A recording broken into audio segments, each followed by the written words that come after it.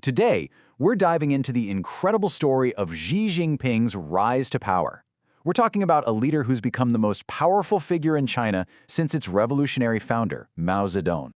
Okay, get this. When he was just a boy, China's most powerful man was actually its prisoner. It's a crazy contradiction, right? The guy who now has absolute control over the Chinese Communist Party was once cast out by that same party. He was forced into years of brutal, hard labor out in the countryside. I mean, his life was completely turned upside down by the very system he would one day command. And command it? Oh, you bet he does. Xi has basically set himself up to rule for life. That's a level of personal power we haven't seen since Mao Zedong himself. Think about that. He didn't just climb the ladder. He completely rewrote the rules of the game in China. So that's the big puzzle we're trying to solve today. How did a victim of the system become its absolute master? How did a kid who was purged and exiled by the party claw his way to the very top and grab this kind of unchecked power? It's an incredible story. All right, here's how we're going to break it down. We'll start with Xi as the new emperor, then rewind to look at Mao's power playbook. After that, we'll follow Xi's journey from exile to elite, see how he went about erasing the opposition, and finally, we'll ask, is he China's forever leader? So, let's set the scene. It's October 2022. Xi Jinping walks out onto the stage to accept his third term as General Secretary. Now, this was huge. He completely shattered the two-term limit that his predecessors had respected. It was a crystal-clear signal to the entire world. The old way of doing things, that idea of collective leadership, was dead and gone. A new, single authority was now in charge. But to really get how Xi pulled this off, we've got to jump in a time machine. Because believe it or not, the blueprint for his rise was drawn up decades ago by none other than Mao Zedong, the architect of modern China. Mao's absolute authority was really forged in fire during something called the Long March. The situation was dire. The Communist Red Army was on the brink of being wiped out completely.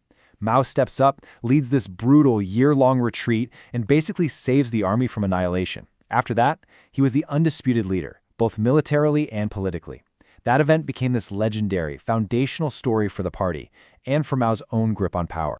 And the power structure he built is really something else. Think of the Chinese Communist Party, the CCP, like a pyramid. At the wide base, you've got the Central Committee.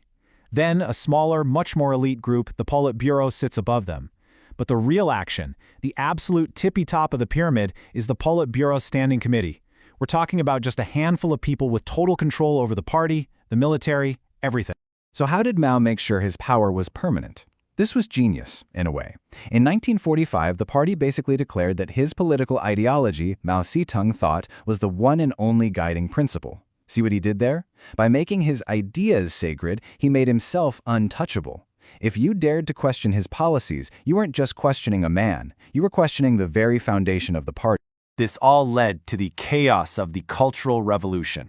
It was this violent, nationwide purge designed to stamp out anyone and everyone Mao saw as a rival. And I mean no one was safe, not even his closest friends or the heroes of the Long March.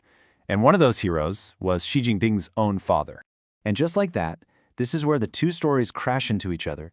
Xi Jinping, who was born into the revolutionary elite, suddenly becomes a direct victim of Mao's power plays. And that experience, well, that's what would shape his entire path to the top. I mean, try to imagine this. You're 15 years old. Your father, a national hero, is publicly shamed and thrown in prison. You're kicked out of your fancy school and exiled to a remote village. For years, you're forced to do backbreaking manual labor, and you're literally living in a cave. What a brutal lesson to learn at that age. In the world of the CCP, if you don't have power, you're absolutely nothing. So after Mao finally died, his successor, Deng Xiaoping, looked at all the chaos and basically said, never again. The party officially condemned the whole cult of personality thing and brought in a new system called collective leadership. The idea was to share power to make sure no single person could ever become a dictator like Mao again. And this is the system that Xi Jinping eventually inherited. So what did Xi do with this new system? He was smart. He played the long game. Instead of jumping into the political shark tank in Beijing, he went out to the provinces. He took on these quiet, low-level jobs and just slowly, patiently worked his way up. For decades, he built this reputation as a humble, kind of boring, non-threatening guy. The party bosses in Beijing looked at him and thought, yeah, he's a safe choice. He won't cause any trouble. Boy, did they underestimate him. Because the second he got that top job in 2012, he didn't just rock the boat, he flipped the whole thing over.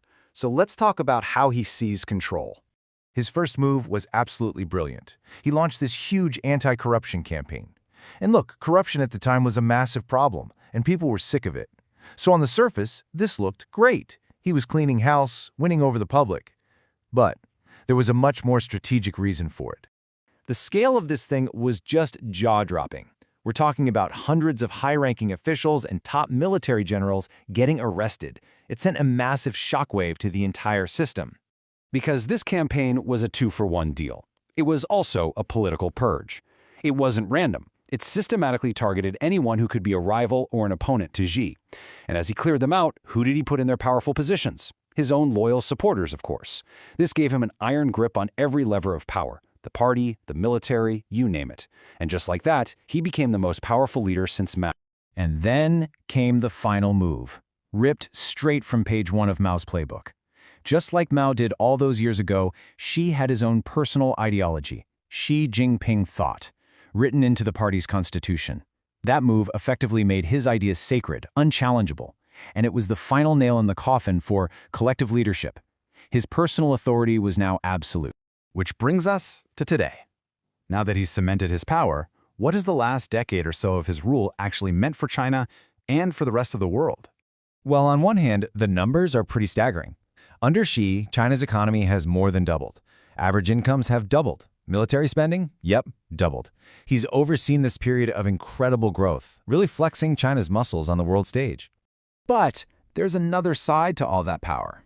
On the world stage, we've seen a much more aggressive foreign policy, in the South China Sea, with Taiwan, and inside China itself, it's meant widespread internet censorship, intense surveillance of its citizens, the crushing of democracy in Hong Kong, and the terrible oppression of ethnic minorities like the Uyghurs. So by the time you walked out for that third term in 2022, the game was over. The consolidation was complete. That tiny, all-powerful group, the Politburo Standing Committee, was filled with nothing but his hand-picked loyalists. There is literally no one left at the top who could challenge him or even offer a different opinion.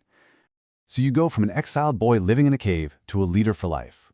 It's an unbelievable journey that has totally reshaped his country. And that leaves us with one last massive question. With zero checks, zero balances, and zero rivals left, what does one man's unchecked power mean for the future of 1.4 billion people in China, and frankly, for the rest of the world?